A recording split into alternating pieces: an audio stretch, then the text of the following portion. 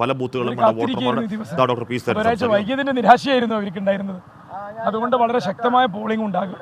ചില സ്ഥലങ്ങളിൽ മെഷീൻ കുറച്ച് പണി മുടക്കിയതിൻ്റെ ഒരു ആശങ്കയുണ്ടായിരുന്നു. അപ്പോൾ രാവിലെ ജോലിക്ക് പോകേണ്ടവരൊക്കെ ഒന്ന് വൈകി, എന്നാലും ആളുകൾ വോട്ട് ചെയ്യും. ട്രെൻഡ് മൊത്തത്തിൽ അനുകൂലമായി വരുന്നുണ്ടോ? എന്തെങ്കിലും അതിലൊന്നും ഒരു തർക്കമില്ല. ജയിച്ചു നോക്കുകയാണ്. LDF സ്ഥാനാർത്ഥി സരിൻ ഓരോ ബൂത്തുകൾ കയറുകയാണ്. LDF സ്ഥാനാർത്ഥിയല്ല, എല്ലാ സ്ഥാനാർത്ഥികളും ബൂത്തുകളിൽ നിന്ന് ബൂത്തിലേക്കുള്ള ഓട്ടത്തിലാണ്. രാവിലെ സരിൻ വോട്ട് ചെയ്യാനെത്തിയപ്പോഴേക്കും അവിടെ VVPAT എന്തോ തകരാർ സംഭവിച്ചു.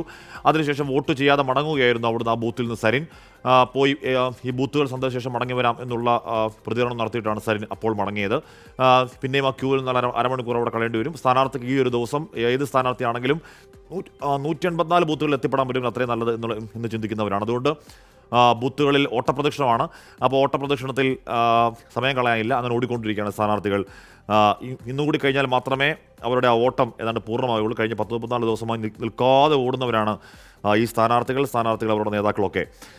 21.24 കണ്ണാടിയിലെ പോളിംഗ് ശതമാനം, മാത്തൂരിൽ 20.98, പിരായിരിയിൽ 20.87, നഗരസഭയിൽ അത് 21.56% എന്ന നിലക്ക് എത്തുന്നു. ശ്രീകുമാരൻ കണ്ണാടിയിൽ നിൽക്കുകയാണ്. കണ്ണാടിയിൽ 21.24% പോളിംഗ് ഇതിനോടകം ഉണ്ടാകുന്നു. ശ്രീജിത്ത്, ഇപ്പോഴും ഈ ബൂത്തുകളിൽ വോട്ടർമാരുടെ നിരക്ക് വലിയ കുറവ് കാണാനില്ല. പക്ഷേ ആ നിര അനുസൃതമായ ശതമാനം ഉണ്ടായെന്ന് ചോദിച്ചാൽ ഇല്ല എന്നും പറയേണ്ടി വരും. എന്താണ് സംഭവിക്കുന്നത്?